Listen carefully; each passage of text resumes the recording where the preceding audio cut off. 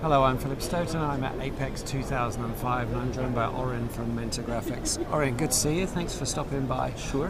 Wanted to talk a little bit about the challenges that your customers are bringing to you in terms of demands for traceability, visibility, and that whole kind of smart line, smart supply chain approach. What are you seeing at the moment? Yeah, so I mean, we are seeing a lot of challenges coming from the customers. I think one thing that we see today is that manufacturing is really going global. So traditionally we're seeing customers used to manufacture very close to where they used to design.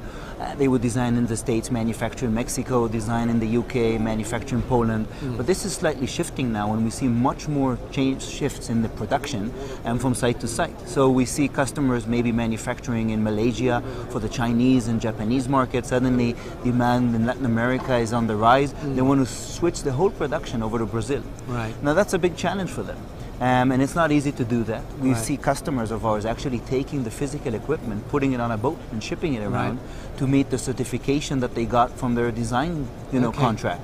So all in all, this is a big challenge for them, and there isn't really any, good solution today for this. So that's kind of portability. So what do? You need to create a process, some kind of formula, if you like, for a job that you can just pass off rather than having to literally move a line. Just sounds insane, doesn't it? It does sound insane, especially when everything is virtual, we email, we video conference, so do you really take a piece of machine and ship it? Doesn't make any sense. Problem is when we talk about MPI and lean MPI, we really say there's product MPI and process MPI. Right. So product MPI is really defining what is the manufacturable product.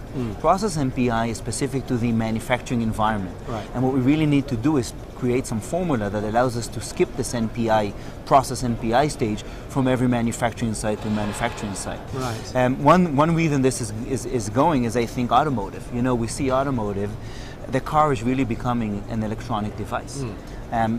We have a customer now that makes these power units to get the trunk open of an SUV automatically. So you go with your hand, you do like that, and it pops up.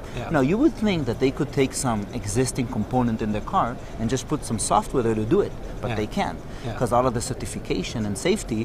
One thing is this is a GPS module, this is a Bluetooth module, so they have to actually create a new board with the new software, package it and put it into the car. So this is again, driving this electronic in the car, I think, is another thing that is driving so much of this, creating more and more manufacturing. And they have standardized on global platforms, these car vendors. So the focus that you would buy in the UK is probably the same focus you would buy today in the US, which this has never been like that. But still, you want power steering, but you don't want nav. This guy wants iPod, but doesn't want, video, backseat videos. So it's so configurable that they need all of these stuff to be modularized and ship them around the world, making it pretty hard for them to manage. And the other thing, of course, is all of this variant management. Because the Bluetooth certification in the States is different than the one in Canada, then different than the one in France. You need a slightly different variant of the product to meet these different countries because you need to use a different component. So, it's really hard for some of these guys to really manage all of these variants, and that's another big challenge that we see there. So you create this hugely complex picture. Supply chains, and again, it's not just about moving equipment because the supply chains are different in both places as well as the customer requirements. How do you manage that? Do you manage to model that on some kind of open source or some kind of open piece of software? How do you do that? So first of all, what we try to do is we try to convince the company that they got to standardize the shape libraries and the geometry as an enterprise level. They cannot have this the factory in China use its own databases and own libraries, and then the guys in Brazil use another one. They've got to understand that this is a corporate asset. The component is the same geometry, whether it doesn't matter where you source it.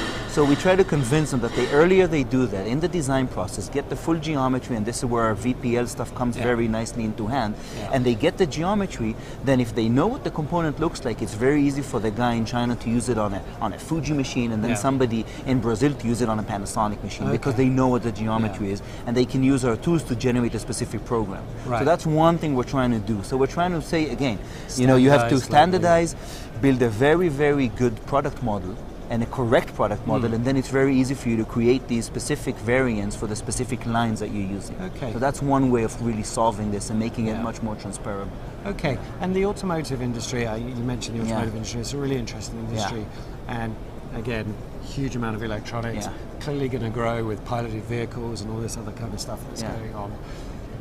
But what we're also seeing is two completely different supply chains coming together. The automotive supply chain, very conservative, slow development cycles, and then bang, along comes the consumer electronics that has got really short market windows. They've got to work together. Is that even more of a requirement for stronger data? Yeah, I think it is. I mean, you're right. iPods, there's a new iPod every year. We're not going to wait 5-6 years to get this new iPod to be able to connect to my car. So how are they going to chase the connection? How, they really need to deal with these things. So, I mean, this is going to drive, I think, the fact that software needs to be, you're going to be able to, at the end of the day, download the new software to a thumb drive at home, on your laptop, go to the car, stick it in the glove compartment, and the car will reboot and load that. So they understand that they have to start, modularizing and putting some of the consumer-related stuff different from the car safety and all of that you can update it. So again, more complicated electronics, more PC-like behavior. So more structure. But I think this is going to drive demand, and this is going to be good for the industry because a lot of the contractors that we work out there are doing a lot of automotive work. Absolutely. It's a great market. So there's going to be a good market for them, for sure. Okay. So as well as the automotive industry, what other industries are pushing it hard? We're seeing, for example, the medical industry becoming quite consumerized, handheld medical devices that might test your blood glucose level or something like that. So I would say definitely medical and this whole FDA stuff. We see more and more EMS companies say we're FDA approved. We've got FDA, which 10 years ago they didn't know what FDA was.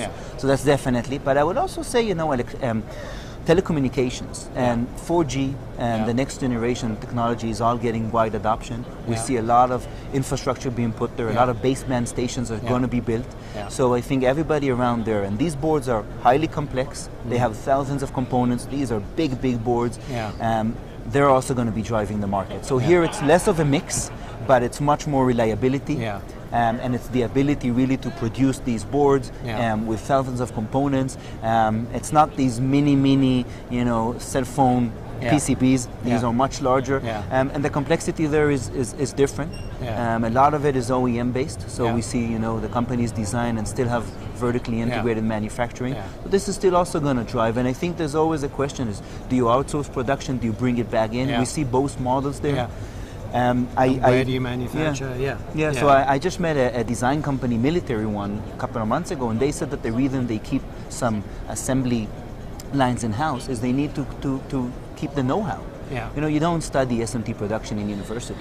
So unless you have people in-house doing it, you can't really manage your suppliers well. And you don't want to just chuck it over the wall and say, here's my design, make it for me. We're done with that. This whole notion of this wall, we see much more involvement of the designers in the manufacturing product, thinking about how do you really test it, how do you recycle it, how do you reuse, how do you manage my variants. So we see much more involvement in that. And it's the whole life of the product. So it's taking everything from this, what we were initially bogged down with, which was a smart machine, through a smart line, but right out to a smart supply chain where everything's connected, everything's flexible, everything can be configured wherever it needs to be manufactured. Oren, thanks very much for the insight.